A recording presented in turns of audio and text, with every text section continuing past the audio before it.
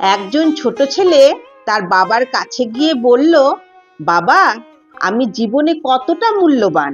বাবা ছেলেকে একটা পাথর দিল আর বলল, তুমি এই পাথরটা বাজারে নিয়ে যাও, কিছু বলো না, শুধু কেউ দাম জিজ্ঞেস করলে আঙুলে 2টা দেখিয়ে ফিরে এসো। ছেলে বাজারে গেল। একজন মহিলা এসে পাথর দেখে বলল, ওয়াও, কত দাম। ছেলে আঙুলে 2টা দেখালো। মহিলা বলল, 2 টাকা, আমি এটা কিনে নেব। ছেলে বাড়ি ফিরে সব বলল। বাবা এবার বলল, এবার জাদুকরে দোকানে যাও। ছেলে গেল।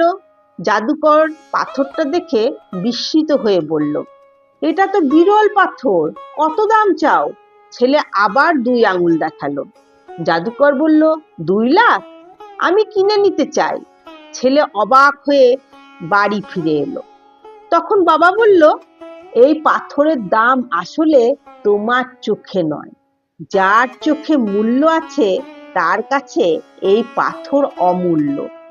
তেমনি পৃথিবীতে অনেকেই তোমাকে অবমূল্যায়ন করবে, কিন্তু তুমি যেন কখনো ভুলে না যাও, তোমার আসল মূল্য বোঝে সেই মানুষ যে তোমাকে মূল্য দিতে জানে। তো শিক্ষণীয় বার্তা হচ্ছে, নিজের মূল্য নিজেই বোঝো। ভুল জায়গায় গেলে তুমি অবমূল্যায়িতই হবে। নিজেকে সেই স্থানে রাখো যেখানে তোমাকে সম্মান দেওয়া হয়। সবাই তোমার গুরুত্ব বুঝবে না, তাই নিজেকে সঠিক জায়গায় রাখো যেখানে তোমাকে সম্মান দেওয়া হয়।